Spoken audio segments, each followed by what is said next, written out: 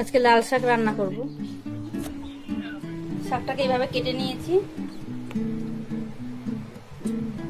কেটে ভালো করে ধুয়ে নিয়েছি। এবার চলে আসছি রান্নায়।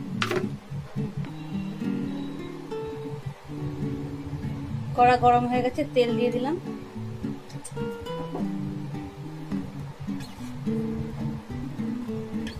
তেলের মধ্যে একটু কালো জিরে ফোড়ন দিয়ে দিলাম,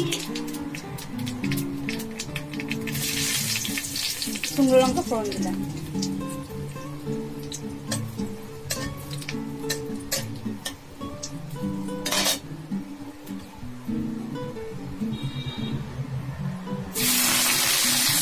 পেঁয়াজ কুচি দিয়ে দিলাম তেলের মধ্যে।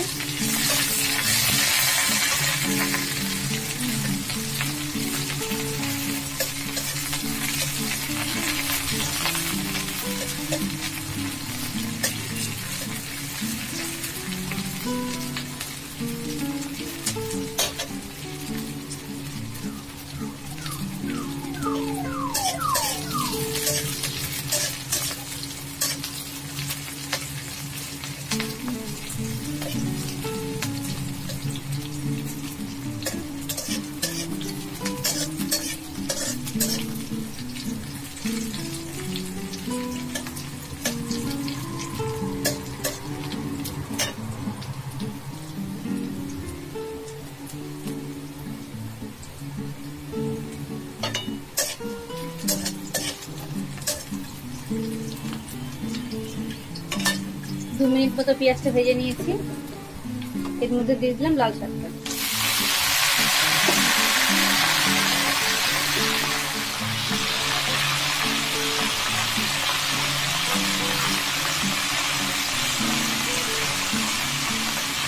দিয়ে দিলাম একটু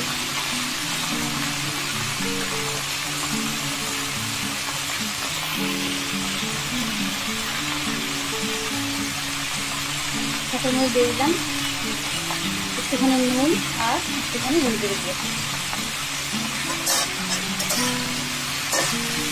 শাকে প্রথমে নুন বেশি দিলে হবে না, কারণ শাকটা পরে সময় অল্প হয়ে যাবে। সেটি চেক করে নিয়ে একবার নুন দিতে হবে, প্রথমে অল্প করে নুন দিতে হবে।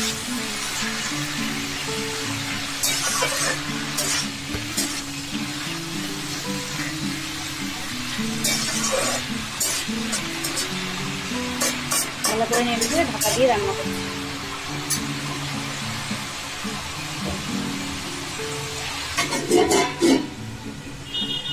মিডিয়াম ফ্লেমে 5 মিনিট চাপা দিয়ে রাখছি।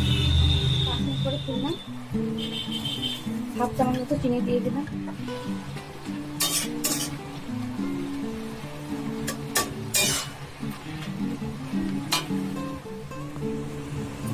দশ মিনিট মতো ভেজে নিয়েছি। লাল শাক ভাজা হয়ে গেছে, এবারে কড়া থেকে তুলে নিচ্ছি।